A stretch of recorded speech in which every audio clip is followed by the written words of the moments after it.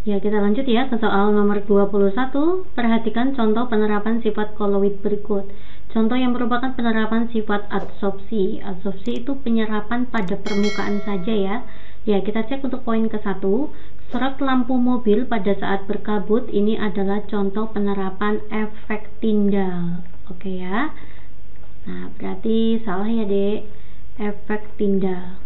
Selanjutnya, pembentukan delta sungai, ini adalah contoh penerapan koagulasi. Selanjutnya, cuci darah itu adalah dialisis. Gelatin pada es krim ini adalah koloid pelindung ya. Koloid pelindung. Nah, maka nanti yang adsorpsi itu contohnya adalah pemutihan gula tebu. Next ya, kita masuk ke soal nomor 22. Reaksi antara larutan KMNO4 dengan larutan HCl sesuai persamaan reaksi berikut. Pernyataan yang tepat adalah, oke adik ya. Nah, sekarang kita akan buat dulu di sini KMNO4 ditambah dengan HCl menghasilkan KCl ditambah MnCl2 ditambah dengan H2O ditambah Cl2. Nah, di sini ada unsur bebas yaitu Cl2 ya. Unsur bebas itu pasti mengalami perubahan bilok. Cl2 itu adalah unsur bebas, maka biloknya itu 0. H itu plus 1, maka Cl itu adalah min 1. Min 1 ke 0 itu biloknya naik ya, maka nanti mengalami oksidasi. Selanjutnya Mn ya D, Mn ke Mn juga. Nah, kayak gini. O itu min 2, min 2 kalikan 4 itu min 8, K itu plus 1. Min 8 tambah 1 itu min 7, maka Mn-nya itu plus 7. Cl itu min 1, min 1 kalikan 2 itu min 2, maka nanti Mn-nya plus 2. 7 ke 2 itu mengalami reduksi. Nah, begitu ya. Oke, zat yang mengalami reduksi itu disebut oksidator. Maka KMNO4 itu adalah oksidator. Zat yang mengalami oksidasi disebut reduktor. Nah, ini kan menuju ke sini ya, maka ini disebut hasil reduksi, maka nanti ini disebut hasil oksidasi. Nah, ini kan mengalami oksidasi, hasil oksidasi. Begitu ya, Dek ya. Maka pernyataan yang tepat adalah KMNO4 teroksidasi. Salah ya, harusnya KMNO4 itu tereduksi. Berarti yang ada satunya salah. KMNO4 adalah reduktor. Salah, harusnya oksidator. Yang ada duanya salah. Ya, maka jawabannya adalah poin D. Kita akan cek ya. HCl itu sebagai reduktor, betul. Lalu poin kelima, Cl2 itu adalah hasil oksidasi, betul ya. Next. Nomor 23. Diagram sel yang paling tepat menggambarkan reaksi tersebut adalah, untuk diagram sel itu atau notasi sel itu lambangnya seperti ini ya. Yang ruas kanan itu yang mengalami reduksi, ruas kiri itu yang mengalami oksidasi. Pada sel volta, ini kita lihat aliran elektron itu selalu dari anoda ke katoda. Atau yang mengalami reduksi itu di katoda, yang mengalami oksidasi itu anoda.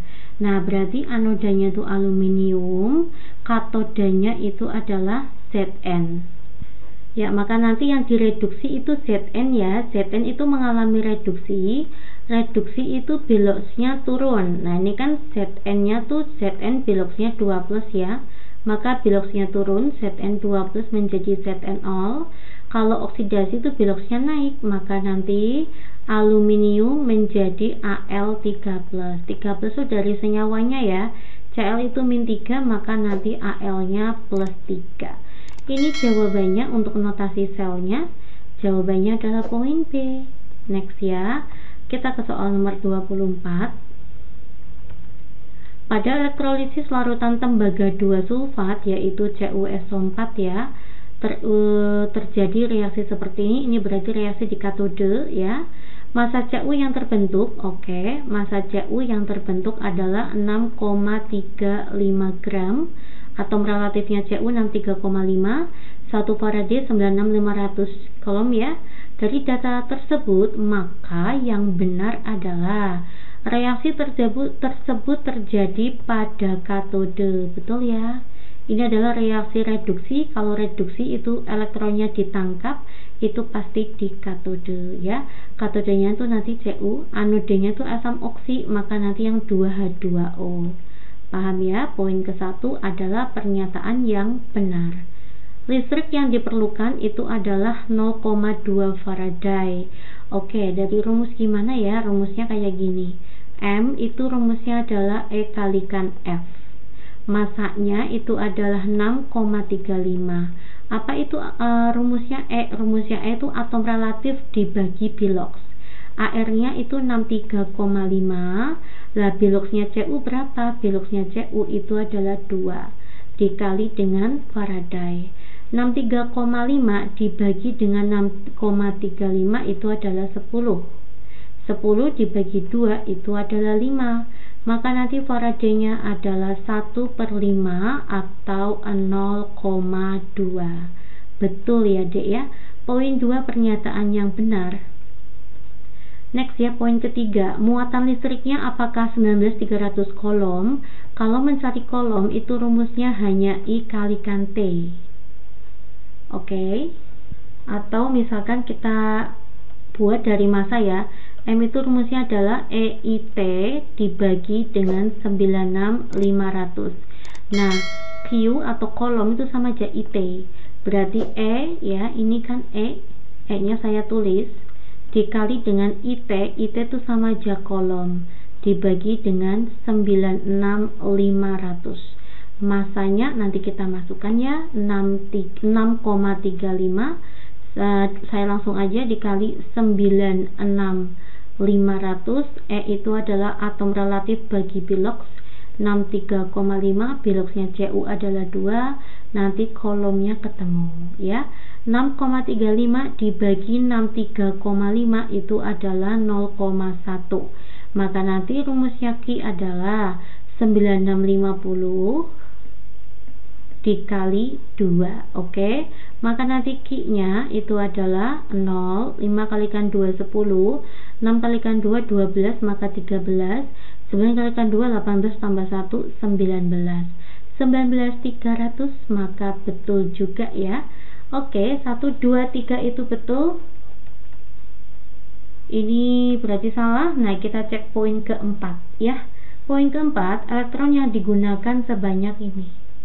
Ya, untuk soal yang pernyataan terakhir ya, yaitu elektron.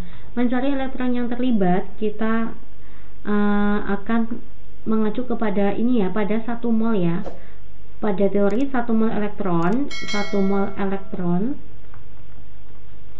itu mengandung 6,02 ya, 6,02 kali 10 pangkat 23 elektron. Nah, di sini mol elektronnya itu ada 2 ya, maka tinggal kalikan 2 saja. 2 dikalikan 6,02 kali 10 pangkat 23. 6,02 kalikan 2 itu adalah 12,01 kali 10 pangkat 23, atau 1,2 kali 10 pangkat 24 gitu ya. Maka pernyataan yang keempat adalah pernyataan yang tidak tepat ya. Oke, 1, 2, dan 3 jawabannya B. Lanjut ya, kita masuk ke soal nomor 25. Paku yang mengalami perkaratan paling lambat. Nah, karatan yang paling lambat itu yang mana deh? Untuk yang menyebabkan penyebab korosi itu salah satunya apa? Oksigen, air, garam ya. Itu penyebab korosi. Nah, ini terkorosi karena terbuka, maka nanti oksigennya bisa masuk. Ini kawat ya. Nah, ini ada paku dililitin oleh logam magnesium. Ini namanya perlindungan katodik. Nah, betul ya. Ini berarti perkaratan yang paling lambat. Ini salah satu cara untuk mencegah korosi. Selanjutnya, paku dengan air. Nah, salah satu penyebab korosi adalah air. Maka ini terkarat ya. Ini tabungnya tertutup, tapi pakunya juga ada air. Walaupun itu air panas, itu tetap mengandung air, maka berkarat ya, bisa juga. Nah, ini ada minyak. Minyak itu melindungi paku dari oksigen masuk. Tetapi ini di dalam paku, di bawah minyak itu ada air, maka air menyebabkan korosi pada paku. Ya, jawaban yang paling tepat itu adalah poin 2. Itu yang paling lambat ya karatannya. Next ya, nomor 26. Urutan jenis reaksi yang tepat untuk reaksi di atas adalah, kita lihat ya. Kalau untuk reaksi-reaksi ada cara cepatnya ya, Dek. Kalau adisi itu tipe-tipenya rangkap menjadi tunggal. Adisi itu kebalikannya eliminasi. Kalau eliminasi itu dibalik aja, tunggal jadi rangkap. Nanti kalau reaksi substitusi itu reaksi pergantian gugus. Jadi gugusnya diganti ya, pergantian gugus. Yang namanya alkana tetap jadi alkana. Nah ini kita lihat saja, ini kan tadinya tunggal jadi rangkap. Nah tunggal jadi rangkap, maka ini adalah reaksi eliminasi. Selanjutnya ini rangkap jadi tunggal, maka ini adalah reaksi adisi. Selanjutnya ini ada CHO terus menjadi COOH. Nah ini adalah suatu reaksi oksidasi ya, aldehid dioksidasi menjadi asam karboksilat. Ini reaksi oksidasi. Lalu ada apa ini? Asam karboksilat ditambah dengan alkohol menghasilkan COO, ini adalah ester. Maka reaksi pembentukan ester atau esterifikasi. Nah, berarti eliminasi pertama, adisi, oksidasi, esterifikasi. Gitu ya. Lanjut ya, kita masuk ke soal nomor 27. Senyawa berikut mengandung atom karbon primer, sekunder, dan tersier berturut-turut adalah, ya untuk cara cepatnya aja, untuk atom karbon primer itu adalah karbon yang memiliki H-nya 3, kalau sekunder itu CH2 ya. Sedangkan kalau tersier itu adalah CH. Nah, gitu aja deh. Nah, sekarang kita lihat ya di sini ya, ini CH3, maka nanti ini karbon primer, ini primer, ini primer. Berarti primernya ada berapa? Ada 3. Lalu sekundernya, ini sekunder, ini sekunder. Sekundernya ada 2. Iya, jawabannya adalah poin B. Oke ya. Ya, lanjut ya, nomor 28. Perhatikan struktur senyawa berikut, tentukan nama IUPAC-nya. Ini sudah masuk ke tata nama turunan alkana ya. Kita tidak tahu nanti di sekolah ada yang keluar itu tata nama turunan alkana yang mana. Ada alkohol, eter, aldehid, keton, dan asam karboksilat, ester gitu deh. Nah ini adalah tata nama untuk alkohol karena ada gugus OH. Langkah pertama kita akan cari induk ya. Induk adalah rantai karbon yang paling banyak. 1, 2, 3, 4, 5, 6. Nah inilah rantai karbon yang panjang ya maksud saya. Dan rantai karbon panjang itu harus mengandung gugus OH. Lalu kita nomorkan. Penomoran pertama itu terdekat dengan gugus OH. 1, 2, 3 ketemu OH. 1, 2, 3, 4 baru ketemu OH. Maka penomoran itu yang tepat dari sini. 2, 3, 4, 5, 6. Ya kalau untuk alkohol nanti tata namanya adalah alkanol. Karena 6 itu jadinya heksanol. Maka ini salah, ini salah, ini salah. Lalu OH-nya itu dicek ketiga, maka 3 heksanol. Jawabannya C ya. Di C ketiga juga ada cabang metil, 3 metil, 3 heksanol. Next ya, kita lanjut ke soal nomor 29. Hasil reaksi identifikasi senyawa dengan rumus C2H6O. C2H6O, maka nanti rumus molekulnya CnH2n plus 2O. Nah, jika rumus molekul seperti ini, maka nanti bisa alkohol, bisa juga nanti eter. Kita cek ya, dengan larutan KMNO4 bereaksi menghasilkan asam, bereaksi dengan logam aktif. Logam aktif salah satunya adalah natrium. Yang bisa bereaksi dengan natrium itu adalah alkohol. Berarti ini semuanya identifikasi dari alkohol. Ini adalah untuk aldehid. Kalau ini alkohol ya, jawabannya adalah poin B. Kalau ini adalah gugus eter, ini apa dek? Ini adalah keton. Kalau ini adalah asam karboksilat. Oke, pasti bisa ya. Jawabannya adalah poin B. Kita bisa lanjut ya ke soal nomor 30. Seorang praktikan melakukan percobaan esterifikasi ya dengan bahan seperti berikut ya. Oke, kita lihat saja ya. Ini ada C3H7 ya dek. C3H7 COOH direaksikan dengan CH3OH untuk membuat parfum ya. Parfum, pewangi itu biasanya bentuknya adalah ester. Ya, nanti akan menghasilkan ester dan hasil sampingnya itu adalah air.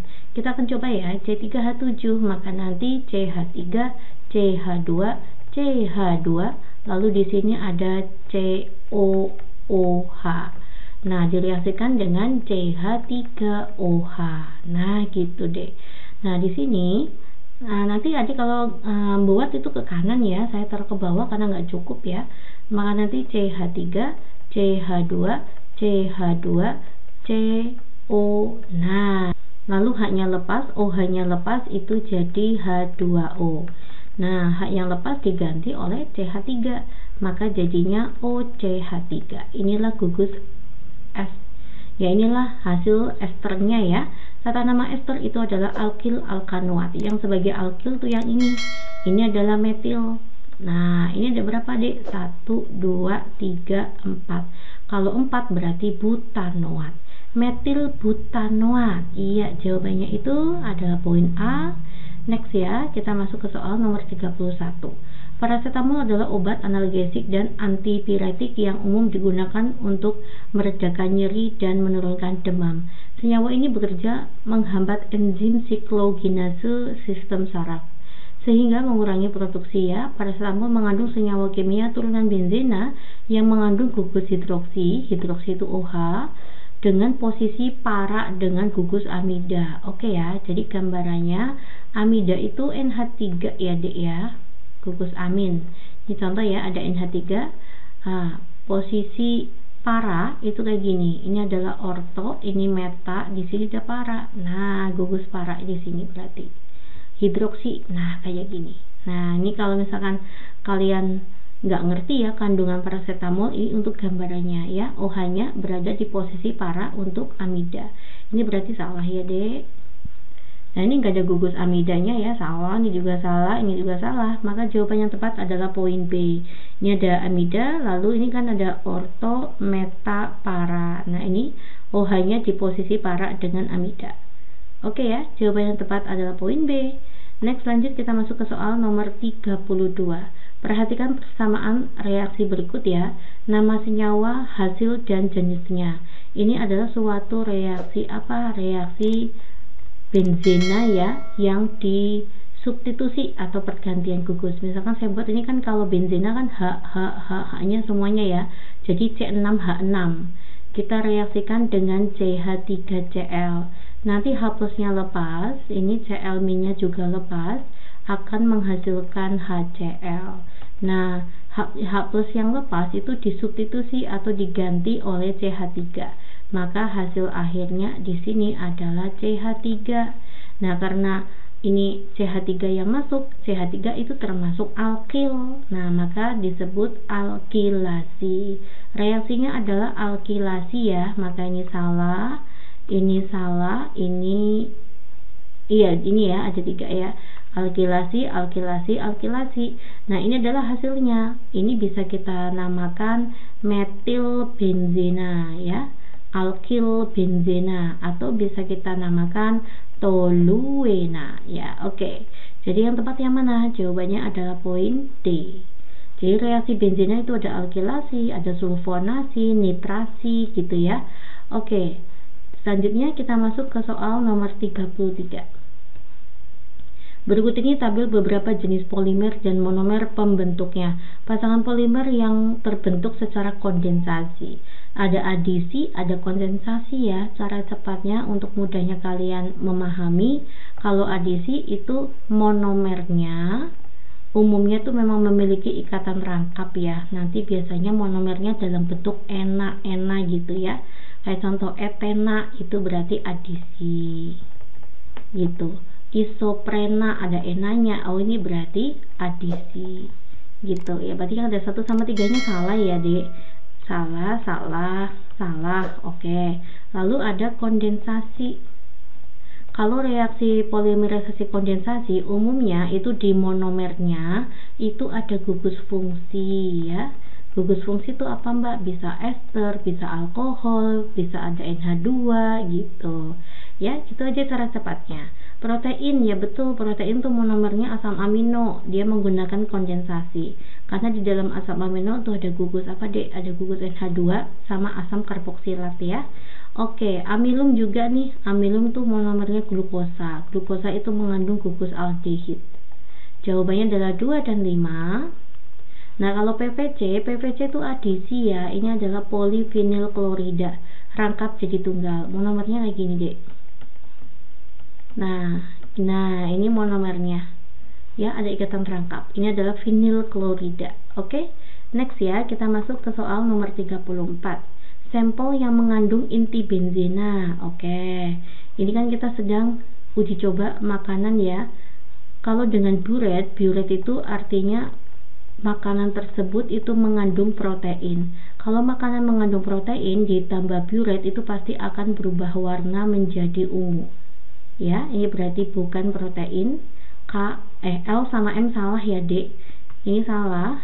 Ini ada L-nya salah ya. Oke, ini ada M-nya maka salah. Next ya. Ini berarti protein.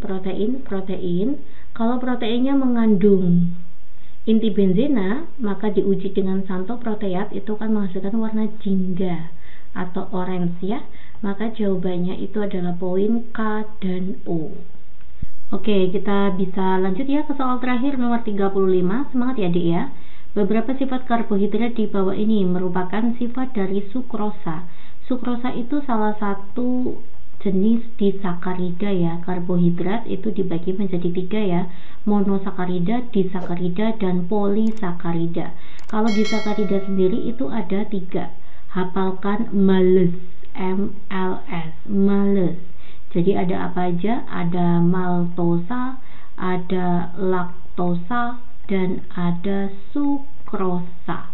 Maltosa, laktosa, sukrosa kalau terhidrolisis itu menjadi 2 monosakarida. Nah, kalau maltosa terhidrolisis menjadi glukosa dan glukosa. Glu-glu. Kalau ini adalah glugal, glukosa galaktosa. Kalau ini terhidrolisis menjadi glufruk. Oke. Nah, glukosa galaktosa itu adalah monosakarida yang mengandung gugus aldehid. Karena mengandung gugus aldehid, maka mereka disebut dengan gula bereduksi. Kalau ditambah dengan valine dan ditambah dengan tolens, nanti akan bereaksi ya, menghasilkan endapan merah bata dan cermin perak.